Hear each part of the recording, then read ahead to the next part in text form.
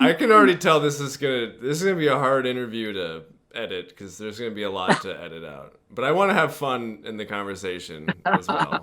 I dove in and started messing around and messing up, and I was given the freedom. I think that is one of the things that I'm most grateful for Eastwind was that freedom to explore, to fail, to try and experiment, to use resources that wouldn't otherwise have been accessible to me.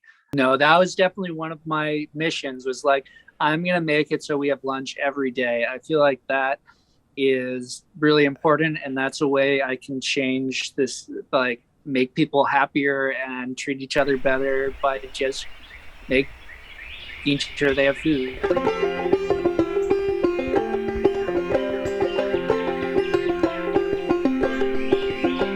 Hi, my name's JB Townsend, and I live in Ocean Bay, Long Island. Where were you born and how were you raised? I was born on Long Island. I grew up kind of in a WASPy family.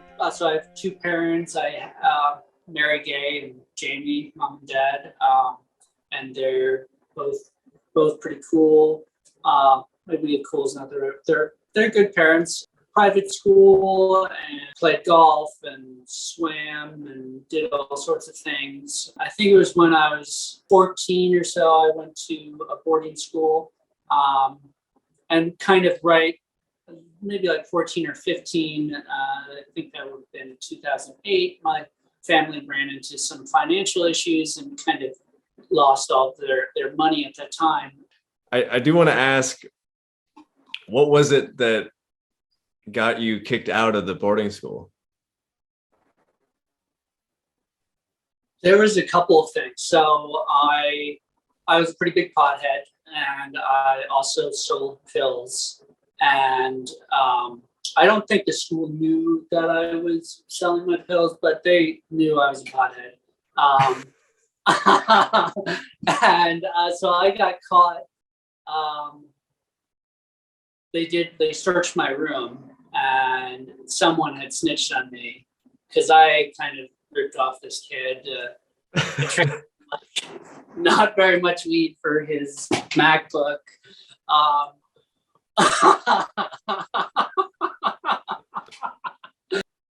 would work summers as a golf caddy, 6-7 days a week, starting at 6:30. And I made a good amount of money doing that, like $10,000 a summer for a 14-year-old for a couple months of work. And then I went to school in Arizona at Prescott College, which is like a kind of an experiential education school. I was really into outdoor education when I first went there. Their model is very much experiential education based, which was pretty cool. So we would go on like month-long, like our classes were often in the van and traveling around to like studying.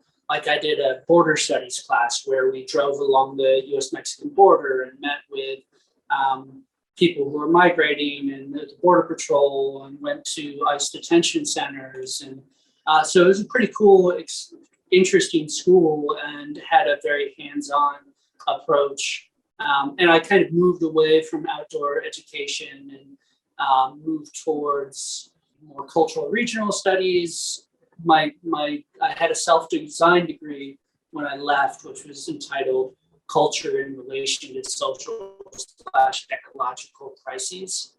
And towards that was also kind of the last couple of years, I think, were pretty formative. I did a 49-day solo kayak trip when I was going into my senior year, and that I spent a lot of time by myself. And where did you up a bunch of money from caddying. Where did that trip take you? So that went from Old Fort, New York to Fort Kent, Maine. So all the way to the northernmost edge of Maine from the Adirondacks of New York. That was a pretty formative trip. And then the next year was kind of like I did a final project where I was exploring sanctuary, and I was defining sanctuary as a place of refuge for oppressed peoples that's transforming space as to enable restoration and healing to take place.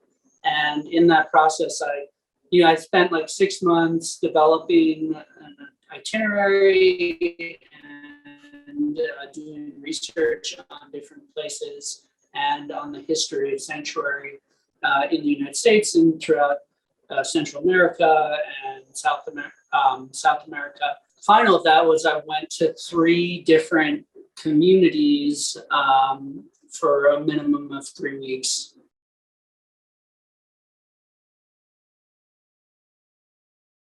Where did that come from for you? So I think that, so a lot of things. So, I mean, some of that happened pretty early on, definitely as I was questioning my own identity. Throughout my life, I've kind of been questing, looking, searching. I think part of that is my queer experience of feeling different and feeling that I had to do things differently, I guess.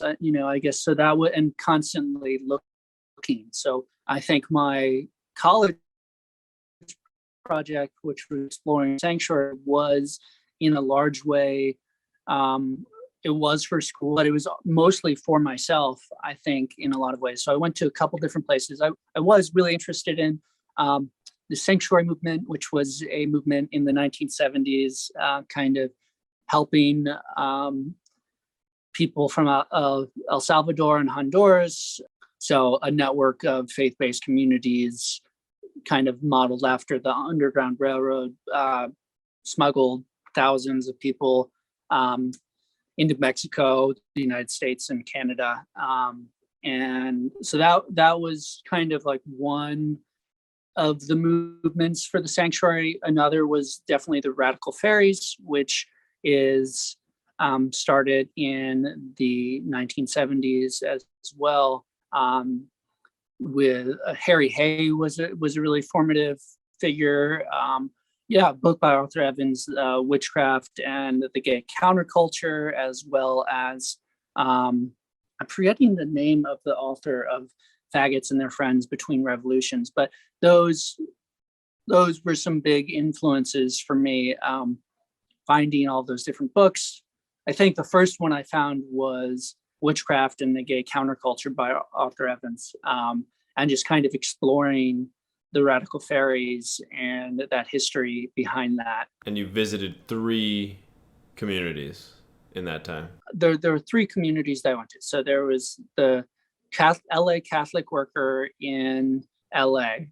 And the Catholic Workers are a movement that started kind of out of muckrake journalism in the 1920s or 30s.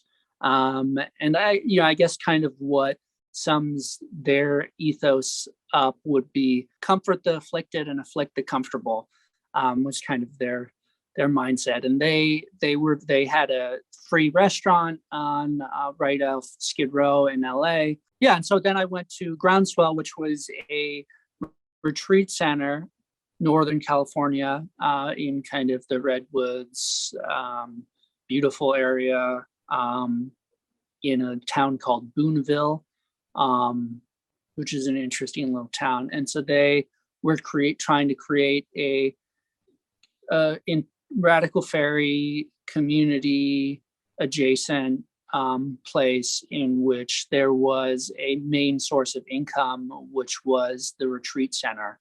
So kind of a different model than, whereas like the LA Catholic Worker was kind of a charity model. And then the final place I went to was a sanctuary in Tennessee, which was also, is radical faerie adjacent, definitely a large radical faerie presence there. And they try to keep their internet presence to a minimum. So I'm not going to say their name for any recordings. But so the model there was more of a sanctuary, like creating space for the people who are seeking sanctuary, as for and by the people who are creating sanctuary. So in that way, that was really the type of what I was really looking for, I think, and was really drawn to the way in which they lived their lives, and I fell in love with the community there. So how long did you visit the sanctuary in Tennessee? So that was where I stayed the longest, where I stayed for 2.5 months, where the groundswell I stayed at for 6 weeks, and the LA Catholic Worker I stayed at for 3 weeks. I went back several times after that, keep going back for 7 years now. It's a great place. It's a great place to be. So you finished that trip, that initial trip to Tennessee, and you graduated from college. And then what was your path from college that eventually led you to East Wind? So after I graduated college, I moved back to Long Island, and I worked with a hunger relief organization called Community Solidarity for about 1.5 years. And so we shared large vegetarian groceries, and I think it was roughly like 40,000 pounds of fresh groceries and produce each week to 2,000 people. And at the same time, I was also kind of exploring kind of different farming practices, and I was getting really into compost. I would take all of the leftover food scraps that were below edible for anyone, and I would compost them. And so I had a pretty big compost system, and I also helped start some local community gardens. I was engaging with the idea of doing that for the rest of my life, but I eventually decided it wasn't the right fit. So going from that, I said, I'm gonna kind of modeled after the kayak trip and the trip to all those different communities, where I kind of developed a plan, kind of had a mission to accomplish, and kind of was looking for something. I set out to go to different farms and communities looking at different agricultural practices. I was really interested in agroecology and biodynamics and permaculture to some degree. And so I spent 1.5 years going to different places. At that time, do you remember what that communal ideal was? Like, it's always a vague notion of sorts, or were you just searching? So, I mean, I was definitely searching. I was searching for belonging and community, but I was also searching for. So, I mean, even the hunger relief organization I worked with did have this philosophy of solidarity, not charity. So it was very much trying to be like for and by the people who it was for, but it kind of didn't quite meet that. It wasn't quite, in my eyes, I wanted to explore different systems of building an alternative system. And I didn't think that would, while I really appreciated what it was doing, I didn't think it was going to build an effective system that people would be drawn to and would want to live their lives, and which I would want to live my life. One of the original reasons I was really drawn to East Wind was that economic engine, that ability to have something that was building the community, and it was run by the people who lived there and who it was for. It was run and it was for the people who lived there. There was no profits going to someone else. It wasn't helping anyone else. It was helping the people who were running it, trying to create a more fair society, I guess. And there were no external charitable contributions. Eastwind was self-sustaining. Yeah. How did you first hear about Eastwind? So I first heard about Eastwind from the community in Tennessee, from someone named Sasa, who definitely I think was kind of a mentor figure to me in a lot of ways. She would spend a lot of time in the kitchen helping cook, and she would also play a lot of board games. We would play a lot of board games with each other, and she liked the phrase, you got to feed your meeples, like feed your people. You got to make sure your people are fed.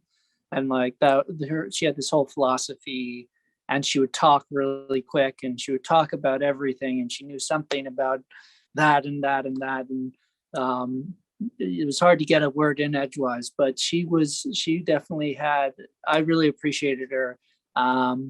She passed a couple years ago, which was sad.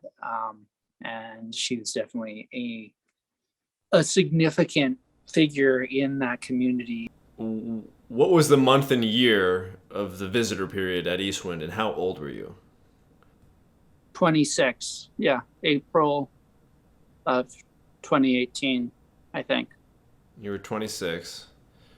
Visitor period went well, and you decided to stay. 26 or 25. Yeah, visitor period. Well, having had been to so many other communities, I kind of had this like, oh, we'll see. I'll give it a month at a time. Just having been to other places where I've made commitments, and then I was like, oh, I don't really want to be here, but I made the commitment, so I'm going to stick it out. And so I was very hesitant to say I'm committed to be here. Period. And yeah, so I arrived to Eastwind, was really interested in the farming, was helping Richard out a lot, also was really into cooking. I'm sure PD and I cooked a little bit. And I had this idea when I was kind of starting there, which I didn't mention earlier, that I wanted to start my own community. I think that a lot of people come through communities with that idea. But yeah, I had I had a number of ideas that I was really interested in. Yeah, I think that's important to mention. I remember the first conversations I had with you. You were very upfront with that, ideas of starting your own community, and I didn't know that you had these other experiences that led you to be very careful in how you took on responsibility and made commitments to the community, which I think is very wise thing to do. And a lot of people who don't have that kind of experience going in, especially younger people, will overcommit, and that can create unnecessary strain for themselves and other people, of course. I might have ended up doing that, but it happens to the best of us there. Okay, so let's go back to the visitor period and your first couple months there. What are some initial memories? What are things that stood out to you, or was there a moment where you're like, okay, this is, I want to give some time here? I don't know if there was any one moment. I was definitely hesitant to make that commitment. It was, I think one of my first thoughts was like, there's not like the queer community that I would like to be part of. There's not the spirituality that I would like, but I was like, I can make this work because I'm really drawn to the ethics, the government type, the economics, the way in which the community was run, the way in which the dishes were washed, the way in which, I really liked the HTA system and the way everyone agreed to do 2 hours of dishes every week, and everyone agreed to contribute to the factory in some way. The dishes get done and the peanut butter gets made. The dishes get, I gotta appreciate that, having been to many other communities where the dishes don't get done and there is no income. But there was a decent queer presence there. Okay. gay. I'm gay enough for you, buddy. Um, And we did go to Tennessee right after my visitor period. We went on a trip there. I think I had accumulated a bunch of hours for my visitor period, or maybe you gave me hours to go. That was a great trip. That was a wonderful experience. I have very strong and fond memories of that was only like 5 days in total or something, but it was great. Okay, let me think here. All right, so yeah, that first year, 2018. Yeah, didn't really take on any responsibilities that year. Beyond, I think I took over the compost, and also I discovered the pottery shed, and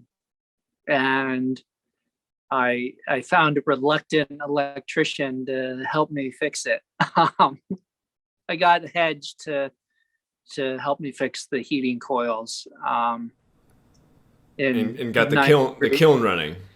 The kiln running, yeah, which is a key piece of equipment.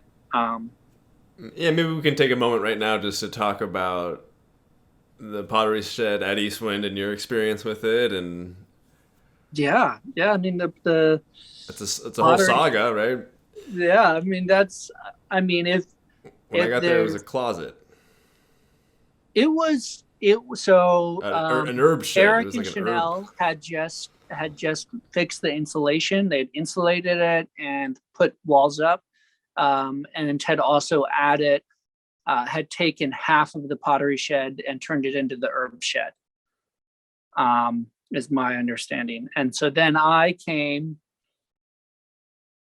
and I was very enthusiastic, and I don't know, hopefully I didn't step on their toes too much, but I started making pottery and kind of fixed it up a lot over the 3.5 years I'd lived there. And it became a very productive space. Yeah, it became it. I really turned to it. I definitely, when I started there, I had a little bit of experience in terms of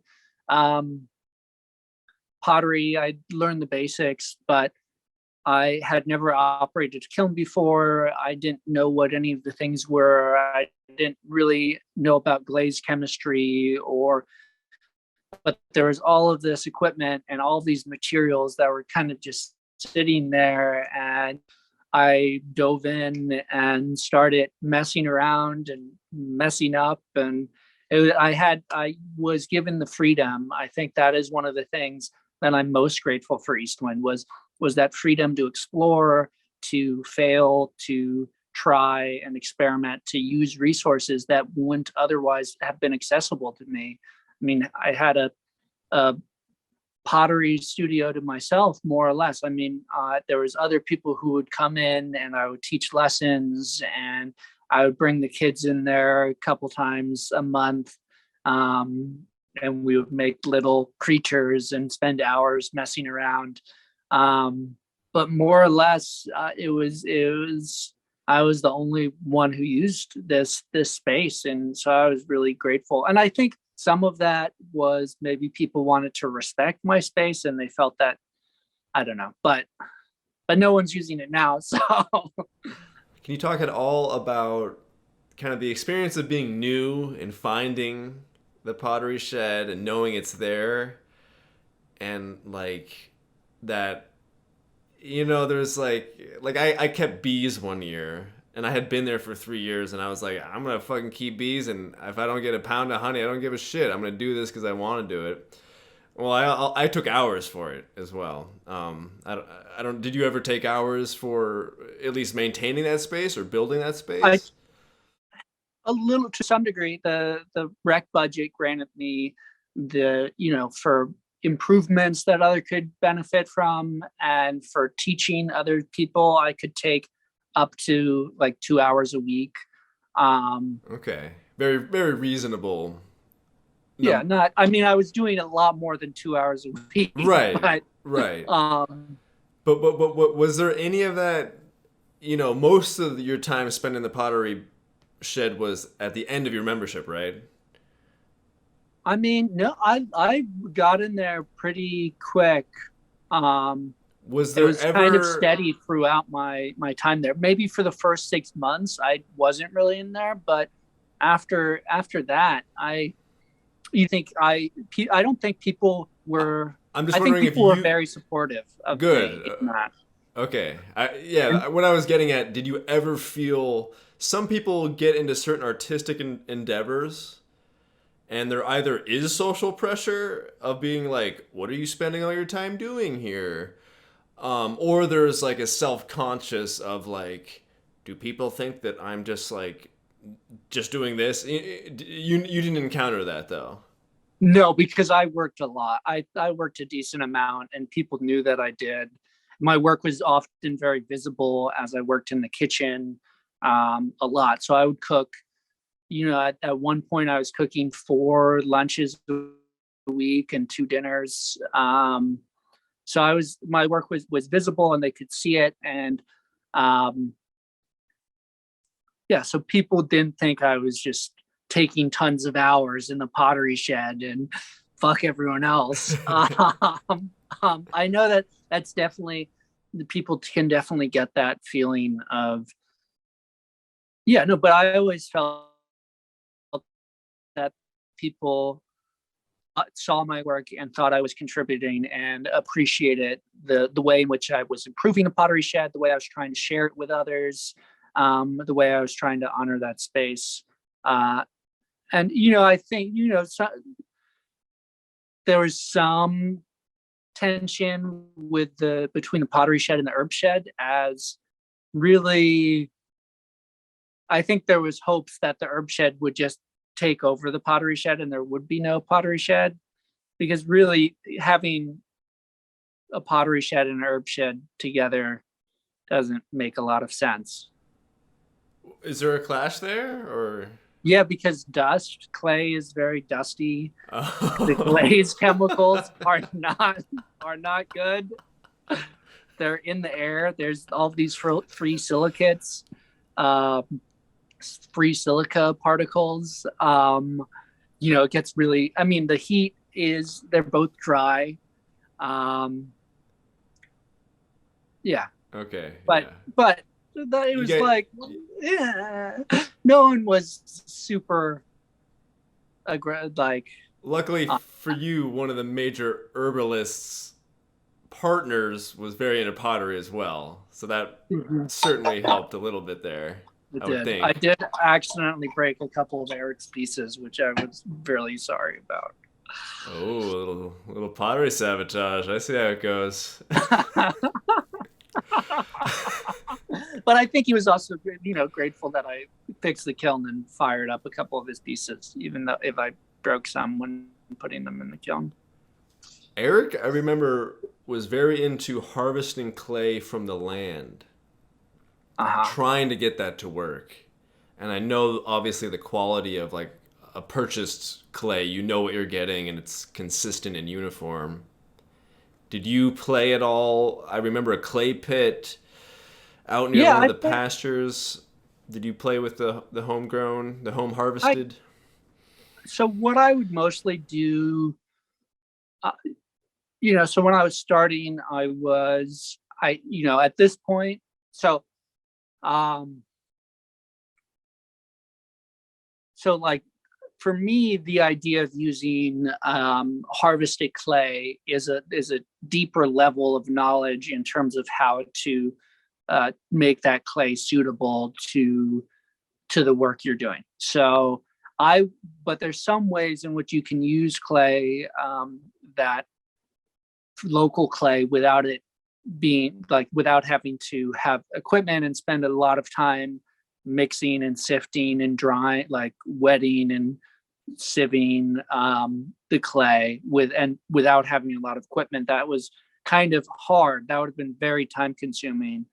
Um, And then there's also all of the levels of what temperature is it firing at? Do you add any other like part of like anything else to the clay to make it a better body?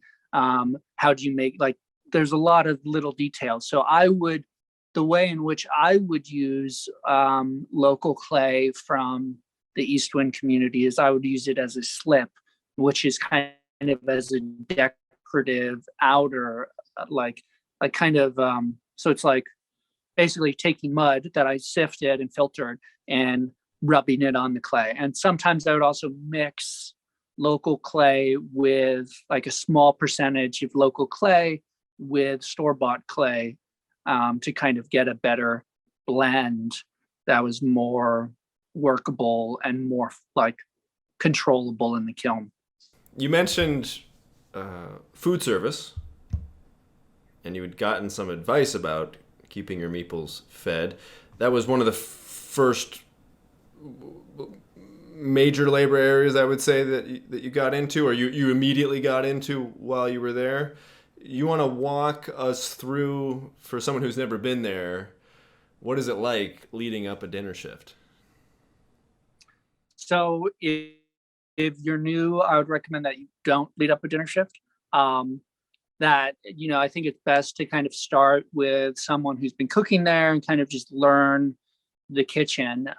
But, you know, I would try to do protein, a starch, and 3 vegetables, you know, try and have 5 courses to be served that way.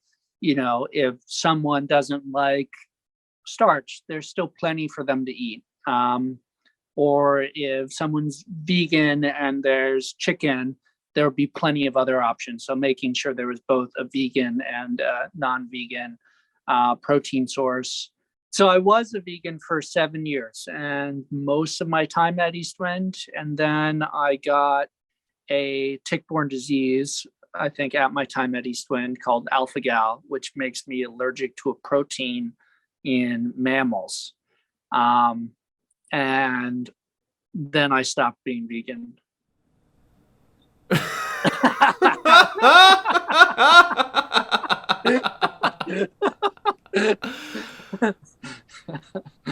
Okay, walk me and through. I was also kind of getting depressed, and I was tired of.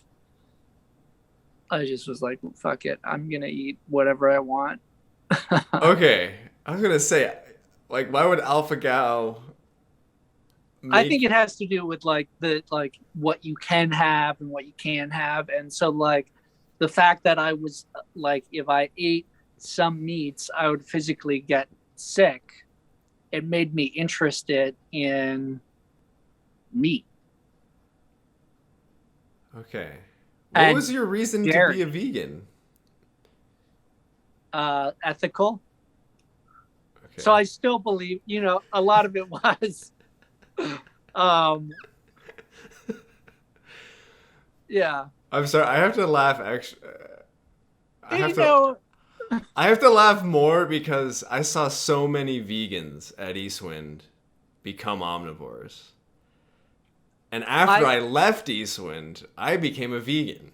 So but I'm only 2 years in, so my brain hasn't rotted so much that I'm depressed all the time or something. But and that's a joke. So no, I mean, so really when it was the last year at Eastwind, which was really stressful for me. And at that time, I didn't have the capacity to think about being vegan.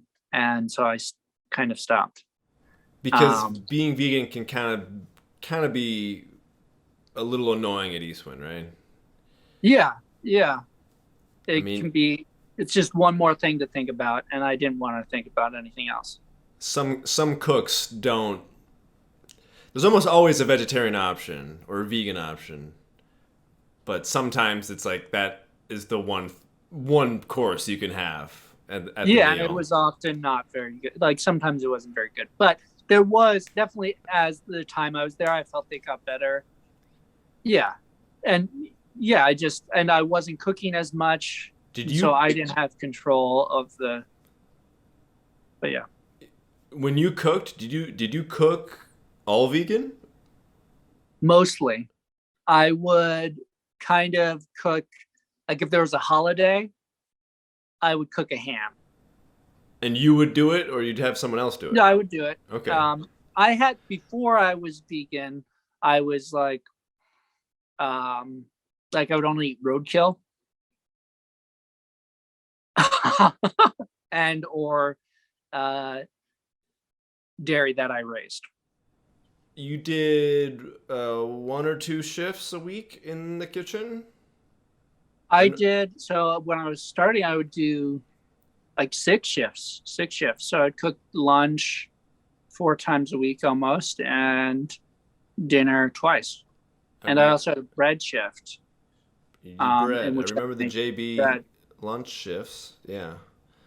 I think lunch wasn't like an always thing, right? No, that was definitely one of my missions. Was like I'm gonna make it so we have lunch every day. I feel like that is really important, and that's a way I can change this, like make people happier and treat each other better by just making sure they have food That made me on very the happy. table. Going back to the set.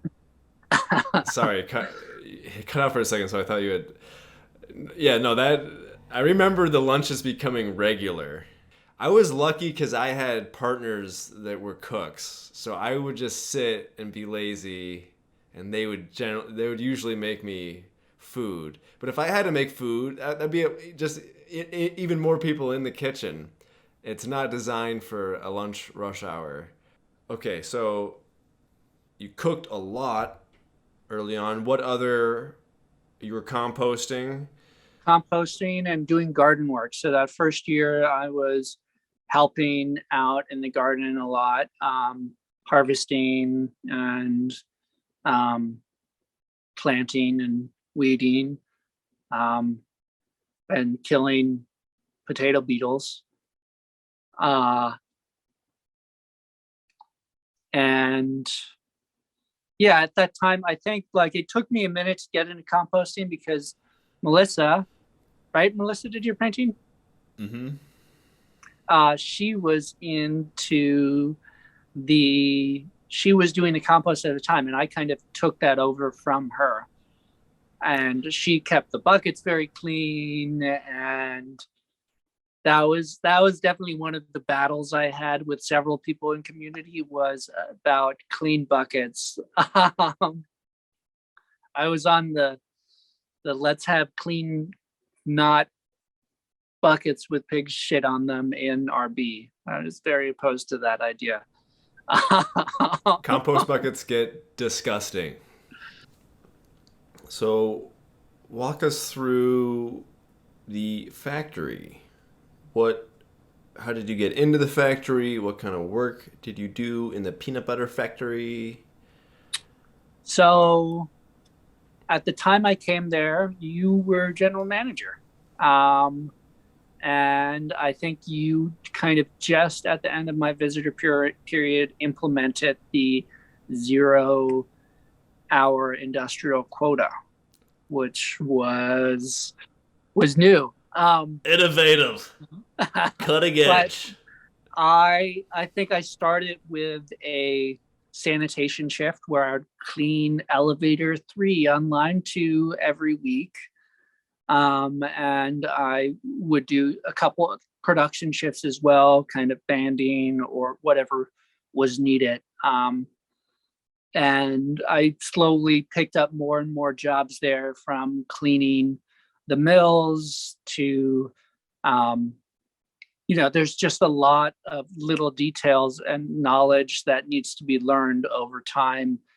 And I was eventually a coordinator, um, and would have a regular coordinating shift every week. And eventually, so I mean, I guess before I get into some of the bigger roles I took on in Nut Butters, Yeah, I I just want to keep it to the factory for right now. okay, yeah. You know, Yeah, so what is it like working in there and I mean, it was really cool. I was really into. I thought there was like this like butch mechanic, like metal vibe, which I thought was like super sweet. Like, I don't know, I thought it was kind of sexy, like machinery. Like, I love taking apart the mill and putting it all back together and looking at all the shiny metal. Um, and so, yeah, I mean, I really appreciated that and making nut butter and having that business and having a system in which, so there'd be up to 6 people in there working at the same time. So there's often a level of camaraderie in that task, especially for making jars. Yeah. It is a beautiful, elegant system. I think that's the first time I've heard it described as sexy, but it's pretty bad. It's pretty badass to be in there with like people you just met pretty much for the most part, and like you make it your own. Like each shift does have its like little spirit in a way, and I like that. You get a nice sense of completion, just like with dishwashing. Like you start, you have the input, you have your output, and like you're done. There's a certain point where you're just done, and that's the end of that day. It's a good feeling, and you don't have to be in there for. What would you say your average shift time was, either cleaning or production? I mean, so it depends on the shift, obviously, but 2 to 3 hours. Probably spend like 5 hours, at least 5 hours a week, starting, for the first year or two, minimum. Is there anything on your mind right now? I guess like one thing that's definitely on my mind was kind of the first responsibility when I first started taking on responsibility at Eastwind was I think you were there for that FEC conference. That's what I was gonna ask about next. FEC delegate. When you say conference, do you mean the Oranmore one? Mm-hmm. Okay. Okay. I was the delegate for that there, conference. and you were totally burnt out. I hated the FEC at You that hated point. it. I You wanted, hated it. after that conference, I was in support of Eastman leaving the FEC. That's how much I disliked how that whole thing went down. But let's hear, your perspective on that. You were there most of the days, the initial days. Yeah, and I was there also on a call before. So there was a Well, call. maybe for people who have no idea, maybe set the scene just a little bit. Okay, so there was lots of drama about Well, okay, so the FEC is the Federation of Egalitarian Communities. yeah. Eastwind, Twin Oaks, and Acorn Community are the anchors of this organization. They're the decades long and the major financial supporters of the FEC. But the FEC's function is mainly to grow the communities movement and support newer communities. While at the same time, some of the resources that the FEC have go to travel between all communities. So there are trips between, say, Twin Oaks in Virginia and Eastwind in Missouri, paid for trips so people can visit and travel. And I was the FEC delegate for 3 years, along with Petey, who was the other Eastwind delegate, and then Twin Oaks would have 2 delegates and Acorn would have 2 delegates. And there's an annual conference, an annual meeting, the big FEC meeting, and this year was difficult to say the least. It was supposed to be at Eastwind Community proper, as in everyone would be hosted there. And at the last minute, something changed. So maybe that's where you might be able to come in if you remember that call. Yeah, I mean, so there was so the conflict was a previous member of Eastwind felt very hurt by Eastwind and different people there, and felt that there had been a This person was an existing full member at that time. yeah, I guess they were an existing full member. They were still a full member at that time. And Not I for think long, but they were at that time. They wanted to be heard by Eastwind and went to the FEC in hopes that there could be a larger conversation about racism within the FEC, within Eastwind. And so I think, it was a really tricky place for the FEC to be in, being asked to be a kind of a police force to go after Eastwind. And Eastwind was pretty pissed off about the whole thing. And, I think none of it was handled well by any of the parties in my mind. I think there was definitely some validity in the concerns, but I think a lot of it was just built up resentment over the years, as can happen. But this was a 7-year member. There's a 7-year member. I think Eastwind, like many places in this world, is majority white, is majority straight, is in Missouri, which is nearly entirely white. There's history of Missouri actually driving all people of color out of the state.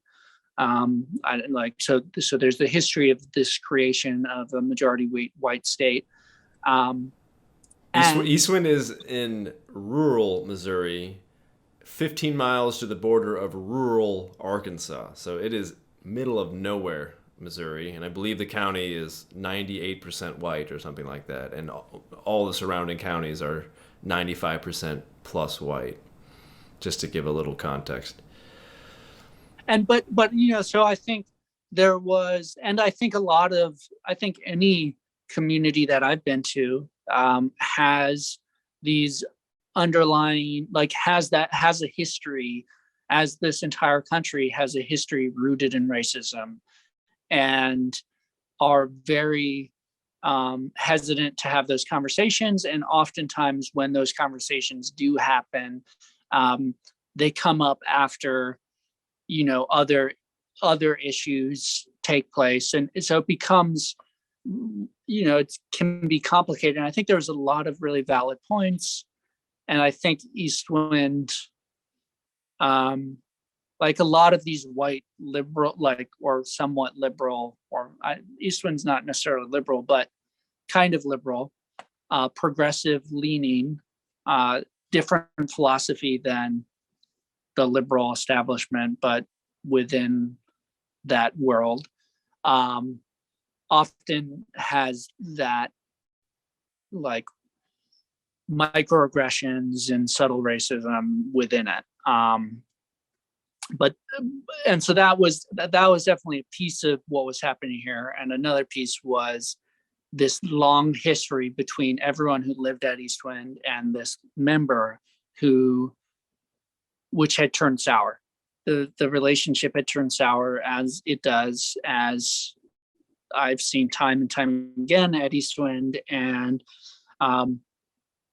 everyone kind of got nasty with each other.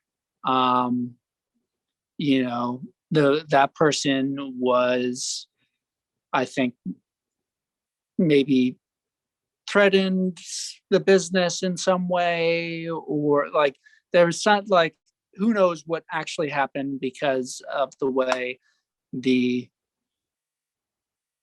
kitchen table, the RB porch, kind of twists the narrative. But I think it could have been handled all the way around. And so I was really drawn in because I felt a real desire to, I was really drawn to the ethics of the FEC, the idea of federation of egalitarian communities, this idea of a collective kind of working towards creating more communities, creating like supporting the communities that exist, sharing ideas, and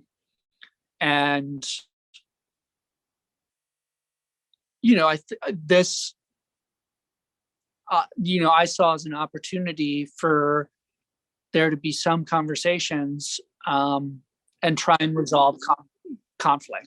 You were keeping up with the meeting notes, which would have been posted at the dining hall, RB, on the backboard, which are available for everyone.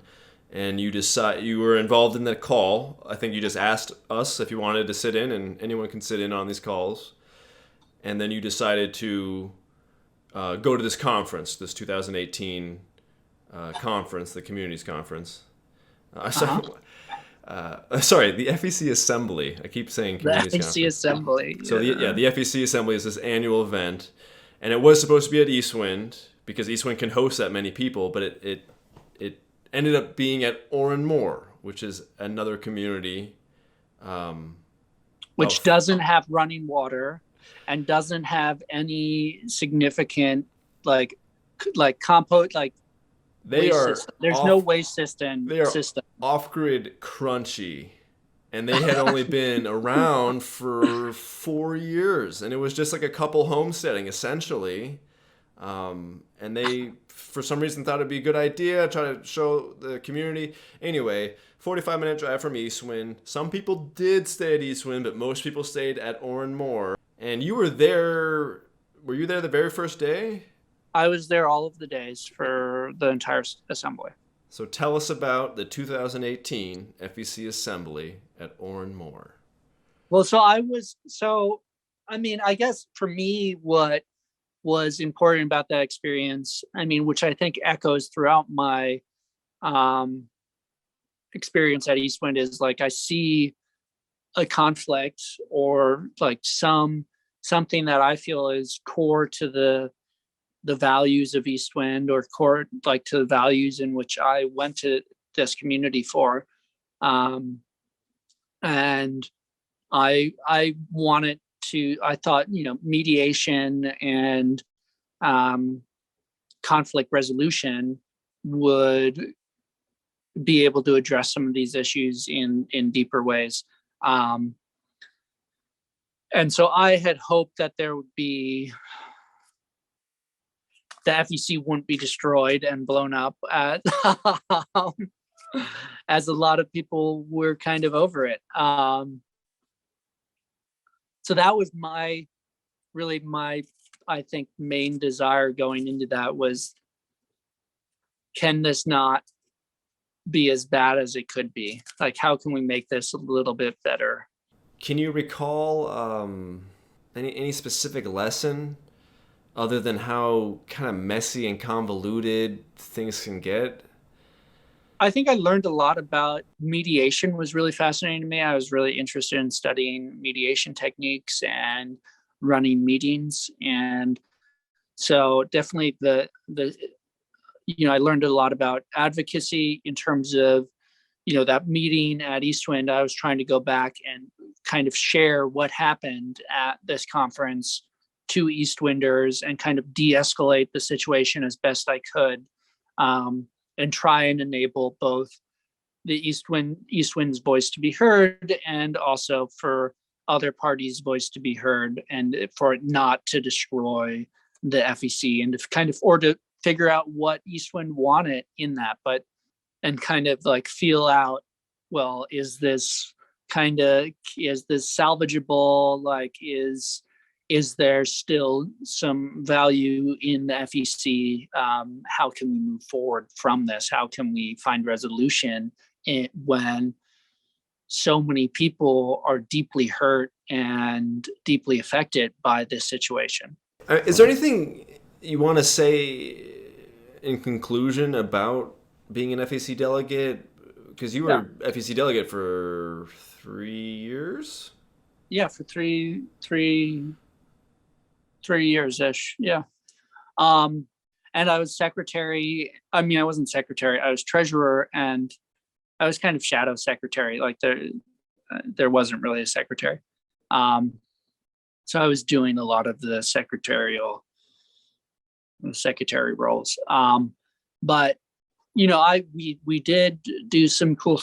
I think there was a shift in terms of when I was FEC delegate from when you were. Cody and I pretty pushed. I really pushed to kind of scale back mini grants, and so kind of cut that out and instead use the budget to focus more on having a bigger conference in which we could pay people like guest speakers and have like a theme. And there was some cool work a lot of people did on that.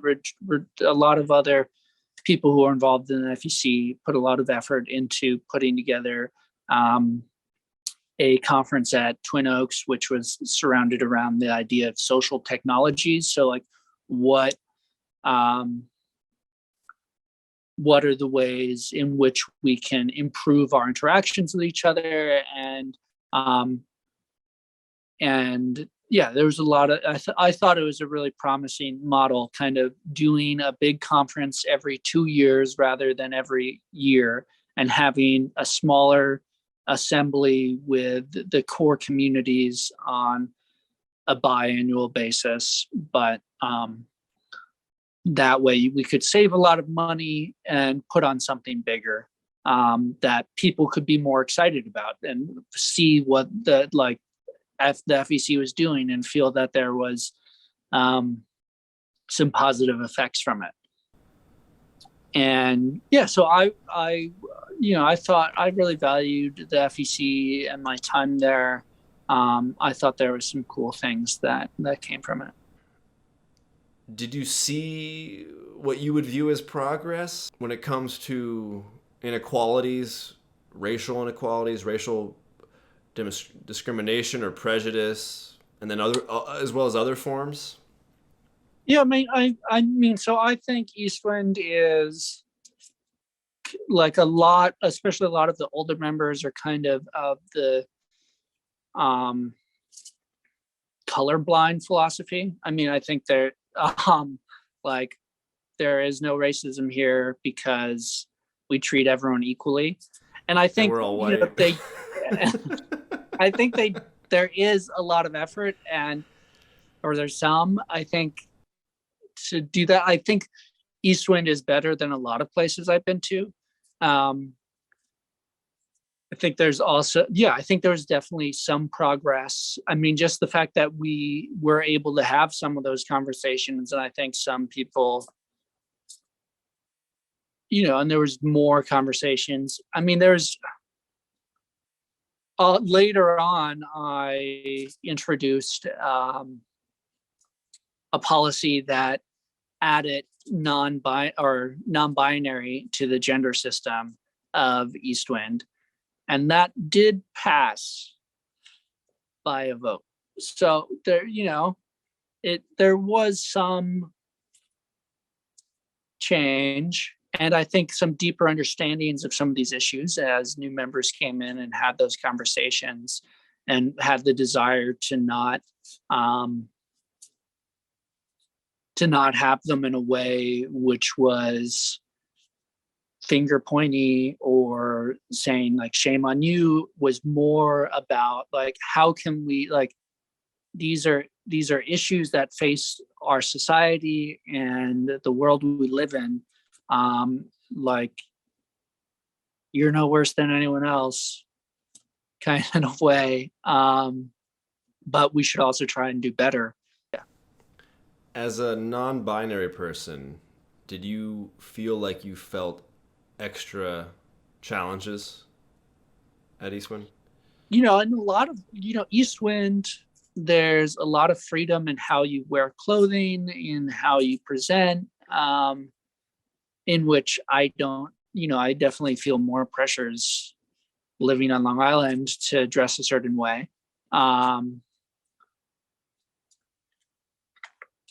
but to some degree, not any more than anywhere else that I've been. It wasn't overwhelming. I think the biggest thing was I just wanted to be around more queer people. Yeah, I think there was definitely some of that existed there where they just didn't know. They just didn't know. Did you write that in your letter? Did you tell that to people when you met them? Did you let it them? was in my letter.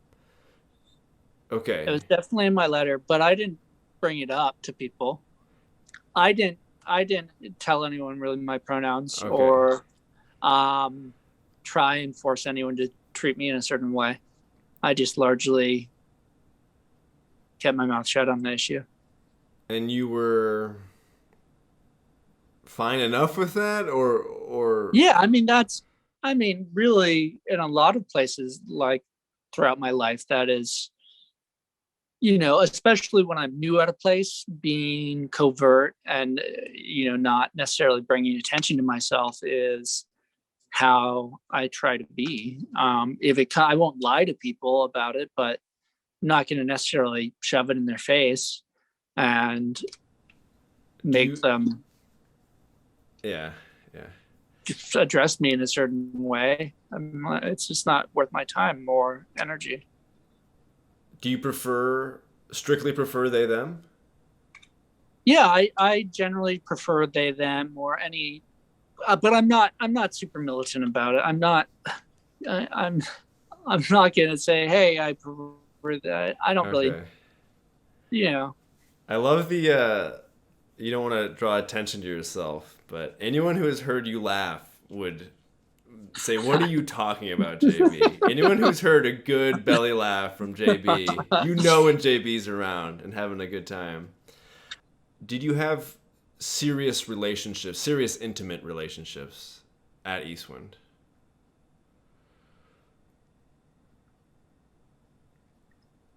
Not really. And was that, you talk about the lack of queer people, which I take to be kind of a lack of a pool of potential partners. Yeah. Was that, how big of a, early on, it's easy to deal with that for 6 months, a year, 2 years, but did that become more of an issue? No, I would just go to Tennessee for a couple of months. You had a wonderful place to go to. On the flip side of that, and this kind of brings us back to that member, but it's not specific to that member who got pushed out of Eastwind in a pretty terrible way, by the way. But anyway, the single straight men of Eastwind who are facing prolonged sexual frustration, not having a partner, and really getting hung up on that. How much of that phenomenon did you notice, and do you view that as a problem? I think that was definitely being addressed. There's definitely efforts to address that in my time at Eastwind. I mostly stayed away from Sunnyside and any place where there was a lot of drinking and smoking, especially because my lungs are not very good and smoke really upsets my lungs. So I would mostly avoid a lot of places where that may have taken place. I don't think it was any worse than the rest of the country, but I think in a lot of ways there was more accountability because we lived with people, and so you could really say, hey, your behavior is like, I know you, I see how you act, like we live together, you need to change something. And so I think there was more possibility to mobilize that and to kind of push back against certain behavior, which I think did happen to a certain degree. There was definitely some members there who were really trying to address that. Definitely one of my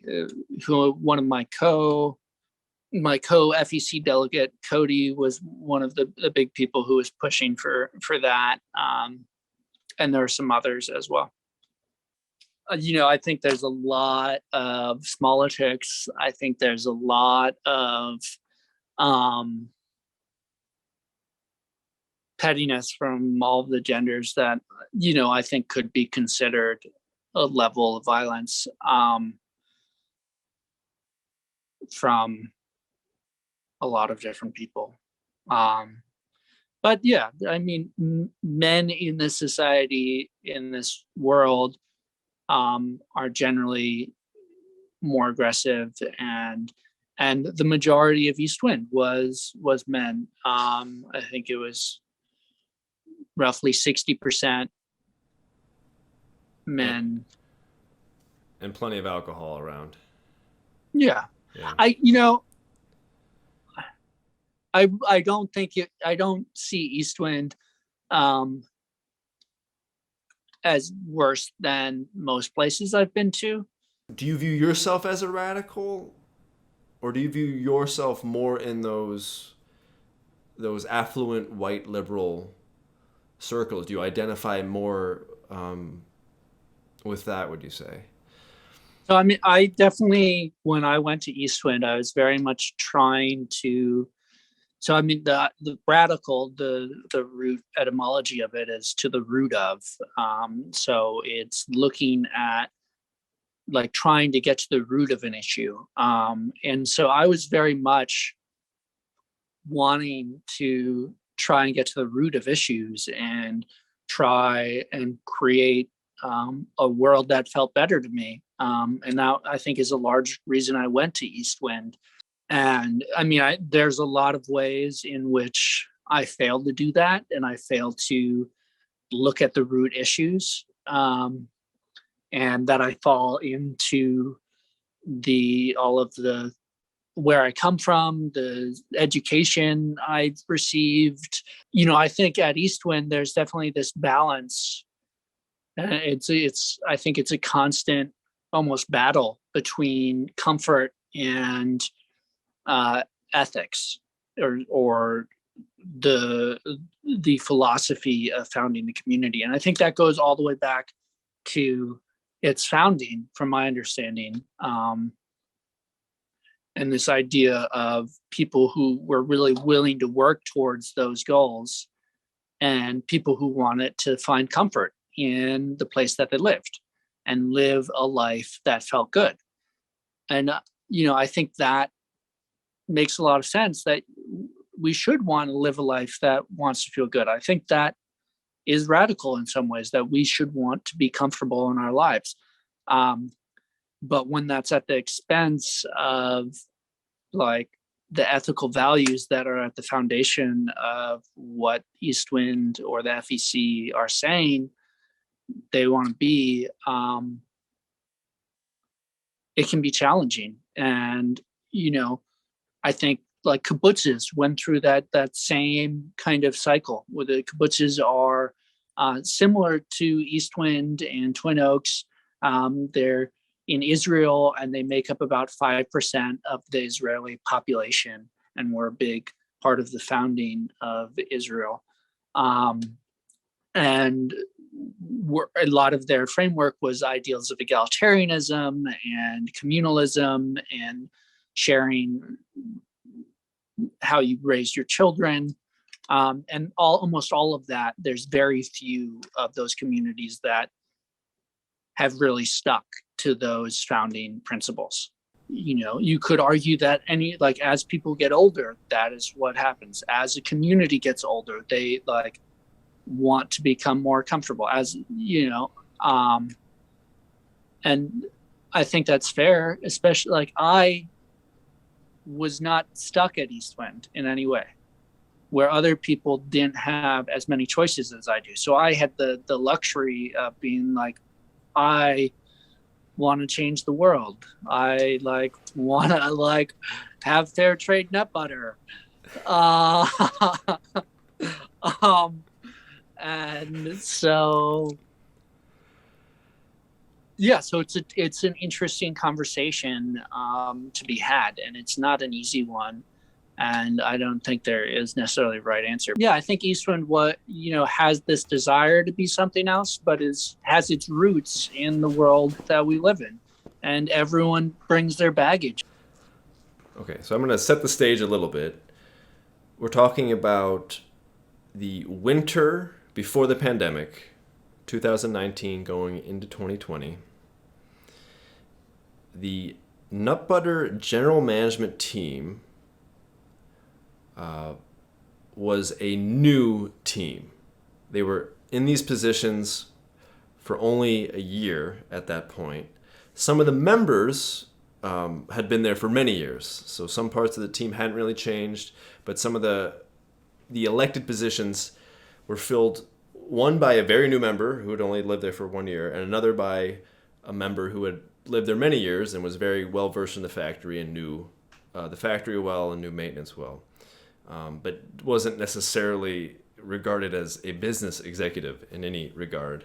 So there's this new general management team, and there's some controversy surrounding one member, or focused on one member, who was the sales manager, the new sales manager.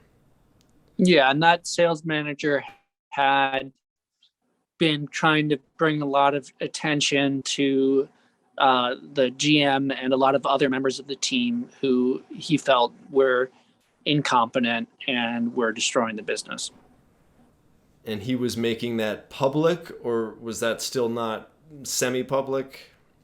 I think it was semi-public, but right. These were concerns being voiced openly with the general management team. Yeah, openly. Anyone who would listen, I think, really. And at what point did you decide to step in, or were you called in? And just kind of walk us through that January start.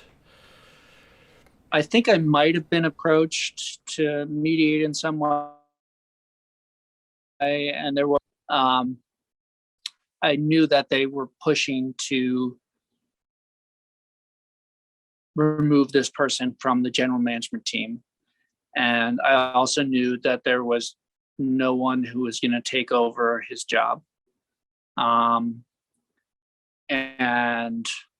that it would be bad for the business, that what was going on, like all parties were really kind of being shitty to each other, and something needed to change. And so I stepped in and tried to mediate the situation. And I came up with a compromise with all parties that the sales and marketing manager would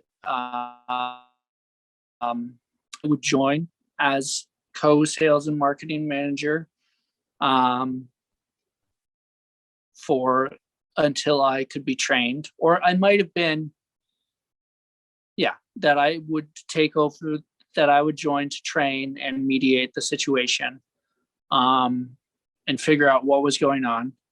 You were kind of able to talk everyone down to being able to agree to the compromise that I join this person as sales and marketing manager.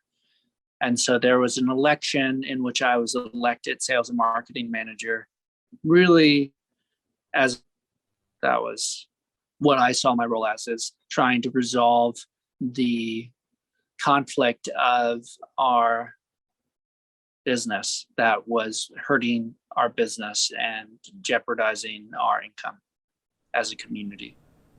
And you wanted to keep the sales position filled, and the only person who was doing the position was in it, but the other managers in the team, or at least two of them, did not want that person to be a part of the general management team anymore.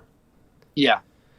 And so you were solely elected, or was it both your names on the ticket? I don't think that person was removed. I think I just had an election to be elected as co. Okay. So you were added on. I was added on. a manager who could sign off on budgets and sign off on things. And how did that experience go down? You know, it was a battle to get people to, I don't know, just try and find common ground. And I thought it went really well for a long period, and that I made a lot of headway.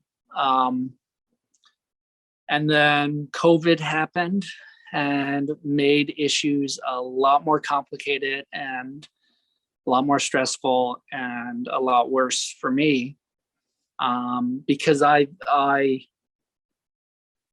then took a big role in putting together our response to COVID, and that really hampered my political capital. You're And people, talking the community's policies regarding COVID, not necessarily related to the business. yeah, Okay. the community's policies not related to the business. There were a series of meetings about it. It was a developing situation at first. Yeah, I heard and Corona then beer was brought to a meeting. Very funny. Whoever did that, I know who did that.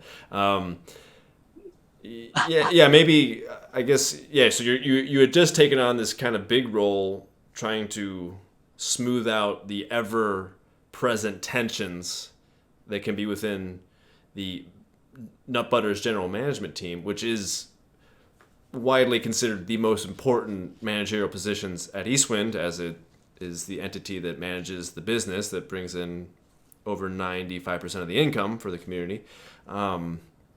What and then COVID comes along, and you're also taking kind of a lead role in that. Maybe talk about that experience, this simultaneous. yeah, so that was pretty early in 2020, or like I guess April. It was probably starting to take full swing, April and May. And so I pushed for a bubble until we knew more, until we could understand the situation.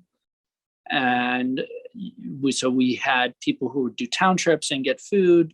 And we asked that anyone who had been out of community do a 2-week quarantine in one of the personal shelters. And so I organized making sure everyone had food and scheduling when people would be in those shelters and how that would work. And were there And permanent town trippers who were in permanent bubble? yeah, Okay. Was there yeah, a couple couples that like agreed to do that, or? yeah, exactly. Yeah. And they were happy to, it was yeah, it was pretty early on. We had no idea what was going on. And Eastwind But is at least somewhat able to contend with this because it has the luxury of multiple personal shelters or tiny houses, which makes it easier to isolate people from the dormitories. mhm. Just to give some context there. Yeah, and people got mad at me for that. I got blamed for, I kind of led the charge on that. And so people were pretty pissed off with me about violating their personal freedoms or something along that line. Um, um, but whatever. And so that fell through, and there was, after a month or two, and then there was then we just decided anyone could do whatever they wanted, and no masks were required to go to town. Even to go to town, people weren't supposed to mask up? I didn't know it was that fucking ridiculous. Yeah, some people, yeah, it was. You can at least wear the goddamn mask for the community. But that was anyways at the same time as the general election was going on, and for the general managership, and I chose to run for both the sales and marketing manager and the general manager position. And I said, this person cannot be manager. And it was a pretty close vote. It was like 12 to 15 of a 70-person community.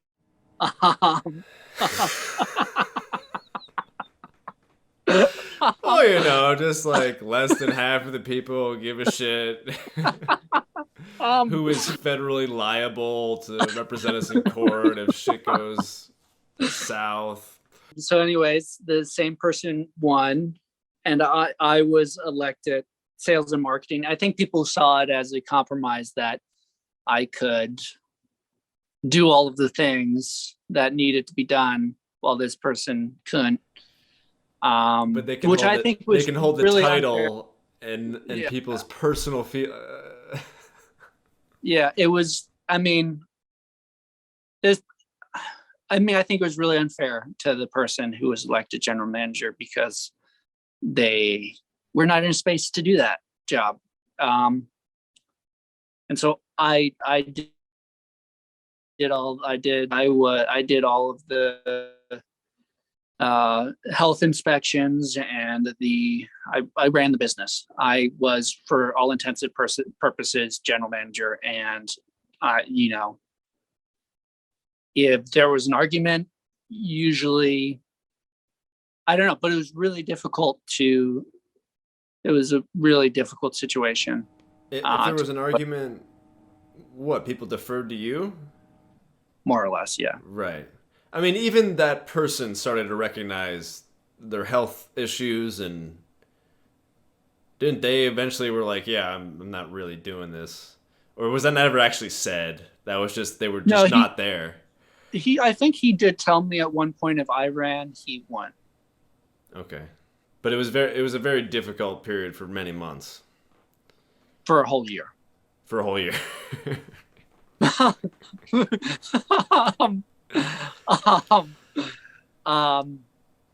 It was just also very difficult to create minor changes that would have really benefited the community. What, like getting oil drum grips to move for the forklift so that people wouldn't have to carry these large oil drums, and it would be better for their backs. Or there's a lot of little things that it just became complicated. Did you get those? And yeah, we did. Oh, cool. That's a smart idea. Yeah. And we were also looking into having raised, so that a raised pallet thing that could turn the pallet, and so you could easily load it, and it would lower down as you were putting more jars on it. Brilliant. But that never happened. And so, yeah, I just got really frustrated with that. I was really frustrated with the community for how it responded to COVID, and how people treated me because I thought that COVID was real. Now you're the police.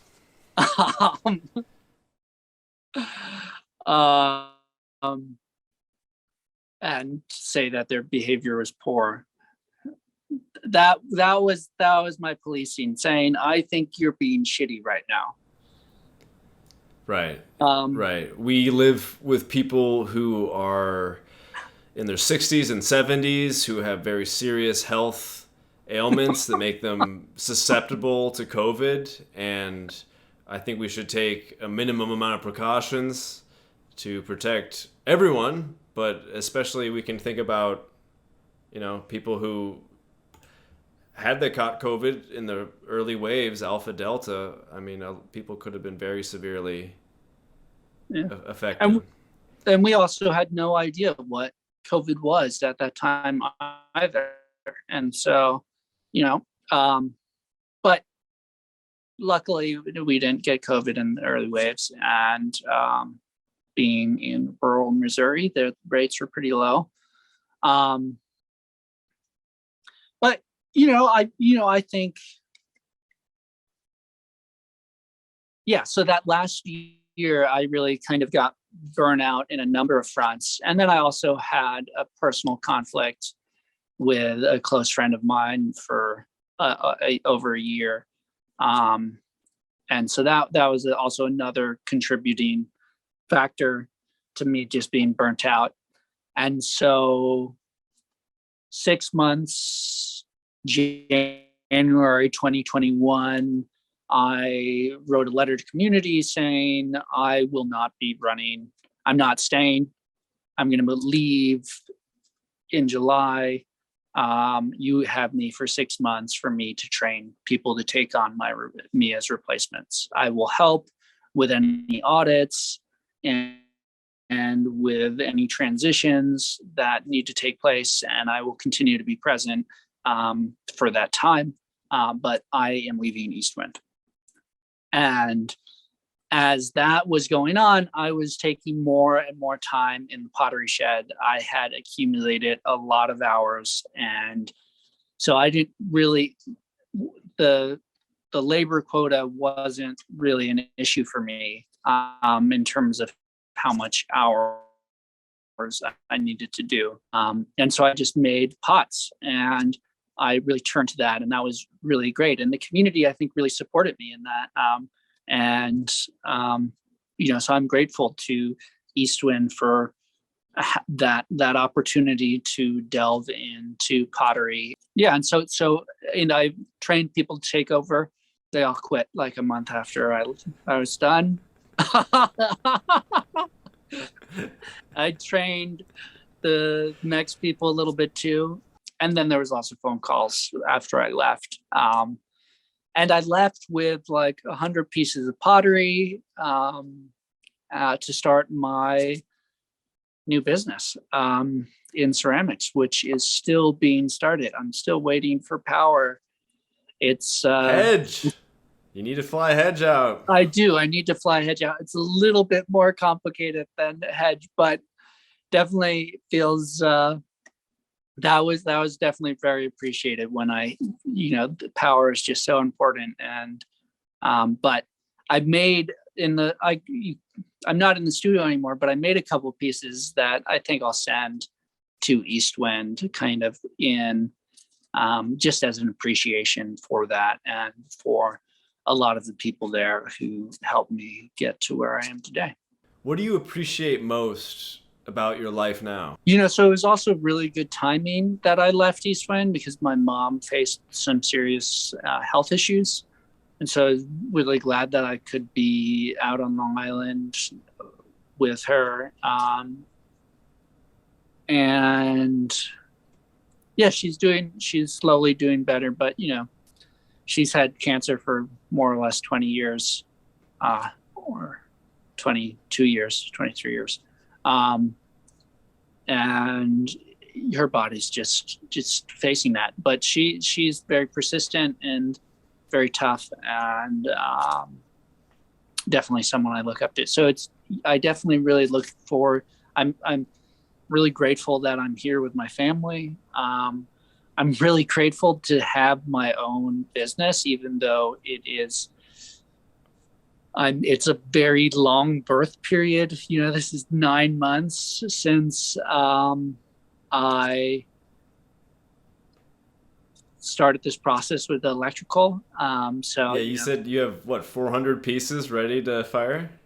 I have over 400 pieces ready to go in the kiln. I'm really grateful to be able to pursue art and create in a way that I think is deeper than I could do at Eastwind. Yeah, I think it would have been hard to bring pottery to the level that I'm at Eastwind, just because of the investment. I was working a lot of nights at a concert hall and a bar. I definitely still want to honor the philosophies. I still really appreciate intentional communities and democracy and all of those things, and want to try and incorporate that into my life in some way. But building the foundations of my business first. Looking back, what do you value most about your time at Eastwind? I think that freedom to explore, that freedom to mess up, like the ability to do bigger things than I'd done before, the ability to, more or less run a sizable business, the ability to cook meals for 70 people, the ability to cook bread, the ability to just experiment, I think is super valuable and really such a great experience to have. I think a lot of people deal with this, especially people who became very involved and were there for at least three years or so. There can be a sense of bitterness that follows, and you talked about wanting to help in the resolution of the FEC problem and wanting to help in the nut butters management problem. And some, things become kind of resolved, and things are left unresolved, and you leave this space. Do you have any advice on that? Do you still feel any bitterness? I'm still mad at some people. Doing my best to forgive them. It's really difficult to have free. So you're sharing your life, your work, and your money. And so that when you share that much with someone, it increases the chances of there being conflict. And so I mean, in my life currently, I try to minimize the ways in which there's the possibility of conflict, the ways in which we meet each other, because there's a lot more resiliency if you meet people in two ways rather than three. Or if you just meet someone, if you just work with someone, chances are you're not going to hate them as easily as if you work, live, and if you do all the things with them, it's much easier to hate them at the end of the day.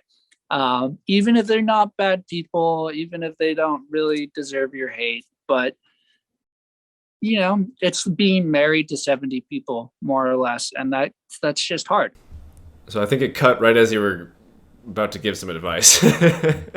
I was just saying, if you're going to Eastwind, I would recommend you take it slow. You take on small responsibilities. You try to do your fair share, but start small and learn and grow it slowly over time.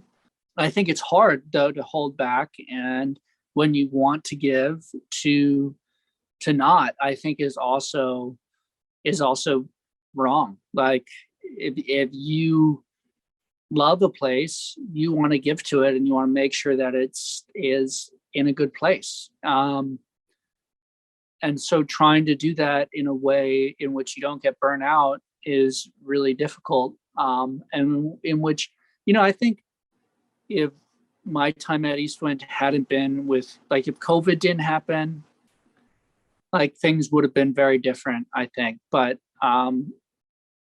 sometimes things happen that you can't anticipate, and you get pushed into a more stressful situation than you thought was going to happen. And I mean, that's life. Just know that could happen, and do your best to honor the place that you love. If you love Eastwind or wherever you are. Is there any thing you want to talk about? Are there any other specific lessons, maybe, looking back? Yeah, I mean, I guess, I don't know. I guess definitely another challenge at Eastwind is, I think if you're going to be successful there for a long period of time, I think there's a couple of different types of people. There's people who can be very forgiving and kind of just let it go, or there's people who just close themselves off to other people. I mean, there's people who live there for 30 years and they don't talk to each other. Yeah, and that's a coping mechanism. It was definitely my desire living there to try and honor the relationships as best I could. And when I saw that they weren't working, I decided to leave. Maybe took me a little while, but I think I could have been more forgiving of some people. But I'm happy with I there are definitely ways I know I could have done better, and I think I'm in a good place now, and I really value Eastwind for what it was and my time there. It was good. It was good while it was good. Right, right. It's good until it's not. Yeah. One little thing, if anything comes to mind, I know it's getting late and stuff, uh, but we didn't talk about it too much. But anything to say on the social front? Any fond memories, holidays, or certain get-togethers, or anything? Or I really loved Artemis, which is a holiday on the winter solstice, in which usually what is now called Fall Feast Day, Thanksgiving time. Everyone draws, anyone who wants to be involved in this white elephant gift exchange draws a hat from draws a name from a hat, and they have a month or 2 months for whatever time period that is, till the solstice, to make a present for that person. And so I thought that was really cool and really appreciated that act of making something for someone and seeing all the different things people made for their coats. And so that was definitely my favorite holiday. Cool. Thanks you. for yeah, it's interesting looking back at my time there. I mean, hopefully I don't say anything that pisses people off too much. Yeah, I don't think you have to worry about it. Yeah, thank you for interviewing.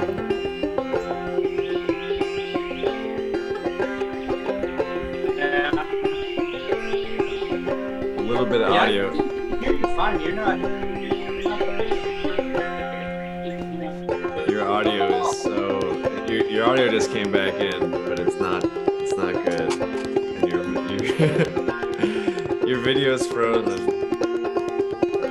On a pretty perfect frame, it's frozen.